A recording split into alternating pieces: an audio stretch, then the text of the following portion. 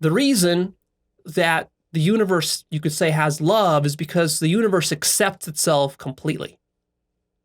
It's not resisting any part of itself.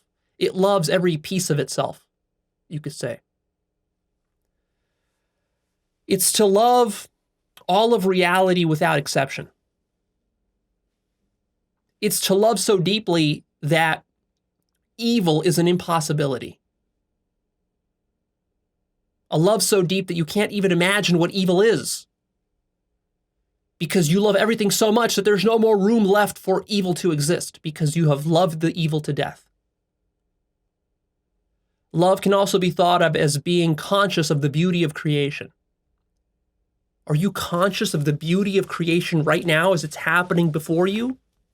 If you are, then you're going to be falling in love, head over heels in love with every moment of creation, the beauty of it, the intelligence of it, how amazing it is. But of course, most people are so numb and mesmerized by everyday survival needs that they completely lose sight of this. Love is tolerance of the intolerable. Love is surrender of the self. Love is selflessness.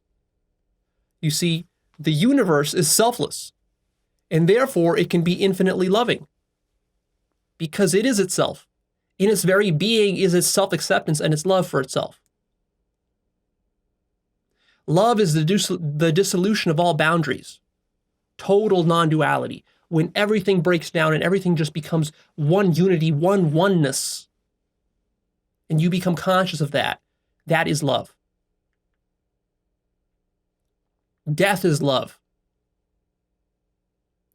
The moment when you die, you will dissolve into infinity, from which you came, and that will be one of the most beautiful experiences that you have ever had.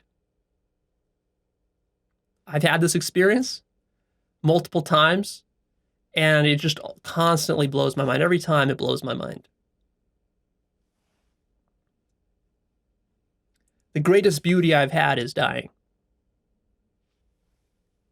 It's this feeling of dissolving into infinity. And at that moment, you surrender yourself so completely that you don't care anymore about whether you live or die. You accept your death because you have no choice, and you just surrender, and your entire body sort of just dematerializes and scatters into every direction across the entire universe, forever to infinity. And it's the greatest peace, the greatest feeling of peace and surrender and bliss that you could possibly imagine. And this is something you can experience. And then you can come back and you can talk about it. God is love. Don't be scared by this word God. All it really means is the universe or reality. That's God. And love is a quintessential facet of God. The purpose of life is to love, to become as loving as you can possibly be. In fact, a really good way to think about life is that it's a love simulator. That's what all this is. You're born, you've got about 80 years to live, and in these 80 years, you're trying to make yourself the most loving human being, and you're trying to become conscious of the beauty of all of this creation, and you're trying to love it as much as you possibly can. And this is the most difficult thing to do. You would think it would be easy. And you might think like, well, Leo, but if life is the love simulator, how come there's all this awful stuff?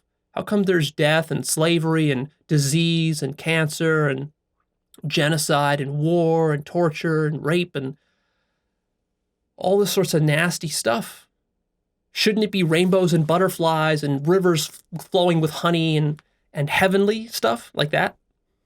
But of course the answer is no, because the true test of your love is your ability to love everything. Not just the things that please your ego, but everything, including, of course, war and famine and cancer and all this sorts of stuff. That's the real test. So to really put you into this simulator in the same way that, like, if we wanted to train a fighter pilot in a flight simulator, would we put him in a flight simulation where the plane was like under perfect conditions all the time? The plane flew itself for him and he would just sit there and just push one button and it would all do everything for him automatically with no difficulties? No, that doesn't train anything.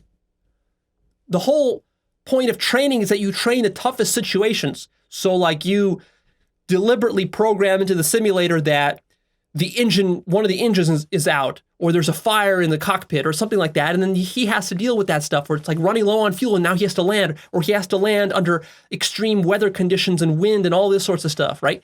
That's how you become a good pilot. So your job here is to learn how to navigate all these obstacles and still love despite all of that. And that's the most difficult thing.